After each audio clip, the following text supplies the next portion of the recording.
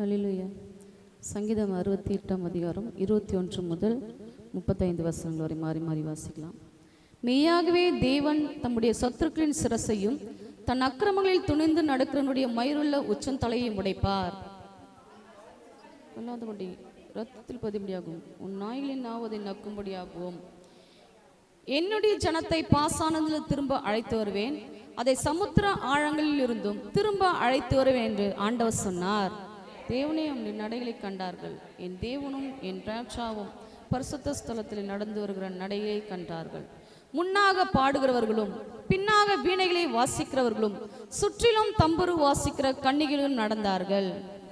ஊற்றிலிருந்து தோன்றினவர்களே, சபைகளின் நடுவே ஆண்டவராகிய தேவனை ஸ்தோத்திரங்கள். அங்கே அவர்களை ஆளுகிற சின்ன பென்யமீனும் யூதாவின் பிரபுக்களும் அவர்கள் கூட்டமும் செபுலோனின் பிரபுக்களும் நப்தீனின் பிரபுக்களும் உண்டு. தேவன் உனக்கு பலத்தை கட்டளையிட்டார். தேவனே, நீர் எங்கள் நிமித்தம் உண்டு பண்ணின திடப்படுத்தும். எருசலேமில் உள்ள உம்முடைய ஆலயத்தின் நிமித்தம் ராஜாக்கள் உமக்கு காணிக்கைகளை கொண்டு வருவார்கள். நாளெல்ல மிருக கூட்டத்தையும் ஜனங்களாகிய கண்டுகளோடு கூட ரிஷப கூட்டத்தையும் அதற்றும். ஒவ்வொருவரும் வெள்ளி பணங்களை கொண்டு வந்து பணிந்து கொள்வான்.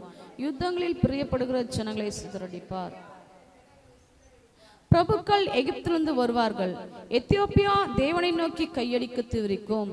பூமியின் ராஜ்யங்களே, தேவனை பாடி ஆண்டவரை கீர்த்தனம் பண்ணுங்கள். ஆதி முதலாய் இருக்கிற வானாதி வானங்களின் மேல் எழுந்து இருக்கிறவரை பாடுங்கள். இதோ தமது சத்தத்தை பலத்த சத்தமாய் முழங்க பண்ணுகிறார். தேவனுடைய வல்லமையை விசுத்தப்படுத்துங்கள். அவருடைய மகிமையை, அவருடைய வல்லமை மேகல் மண்டலம் உள்ளது. நாம் எல்லாரும் சேர்ந்து வாசிக்கலாம். தேவனே, உமது பரிசுத்த ஸ்தலத்தில் இருந்து பயங்கரமாய் விளங்குகிறீர். இஸ்ரவேலின் தேவன் தம்முடைய ஜனங்களுக்கு பலனையும் சத்துவத்தையும் அருளுகிறவர். தேவனுக்கு ஸ்தோத்திரம் உண்டாவதாக. ஆமென்.